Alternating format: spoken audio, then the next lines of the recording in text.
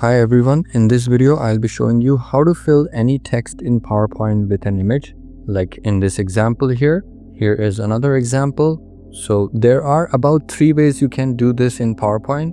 Of course, there could be more variations of it, but mainly there are 3 distinct ways you can do this in PowerPoint. So this is going to be my text and my image.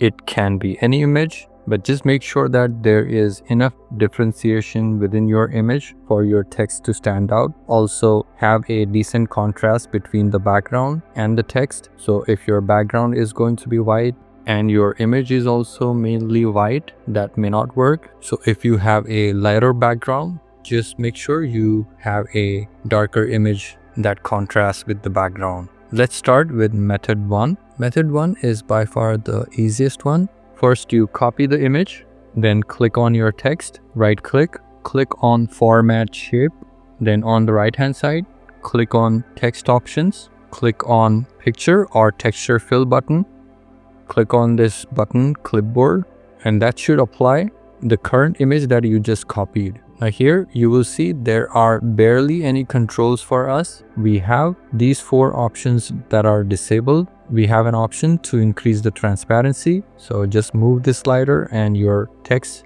will become lighter. Then we have this checkbox called Tile Picture as Texture. Now in one of my other videos, I have covered this in detail. I will leave a link to that video in the description. But essentially this option will tile your image to fill up your entire text. Now in this case, our image is bigger than the text. That's why we don't see this effect. But let's say if we were to decrease the size of this image to say 10% of the original, you will see this tiling effect in action. So this is our sky, but you will see that there are buildings above the sky and below as well. That's because the image is repeating from here. But that's pretty much the extent of customization options you have. You can of course move these images up and down, left and right, but it's not very intuitive and easy to work with. So that's why I don't like this option that much. But if you are in a rush, this could be a good option. For method 2, let's copy this image onto this slide. I'm going to send this to back. Then select the image first, then your text. The order of selection matters. Once you have both of them selected, click on Shape Format, click on Merge Shapes, then click on Intersect.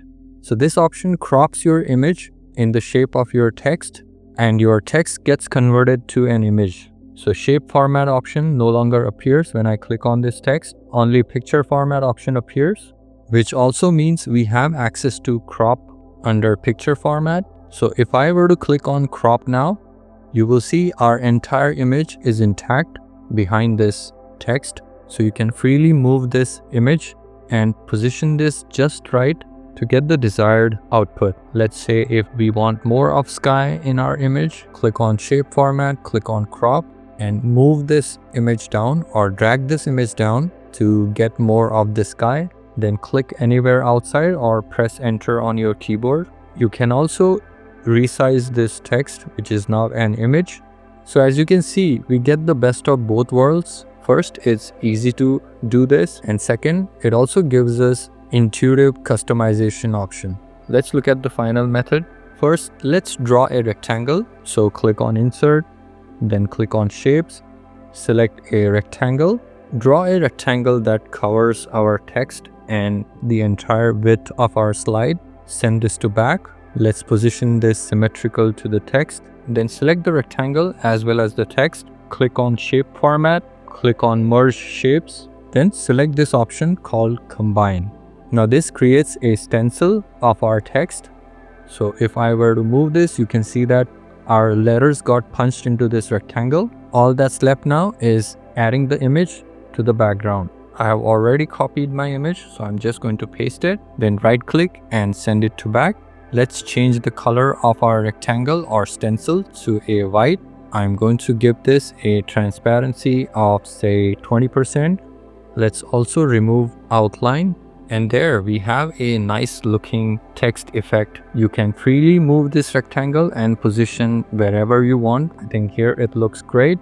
If you ask me, my favorite method is method 2 followed by method 3. Then method 1, if I am in a rush. So which method did you like the most? Leave that in the comments. If you found this useful, please leave a like and subscribe for future videos, and I will catch you next time.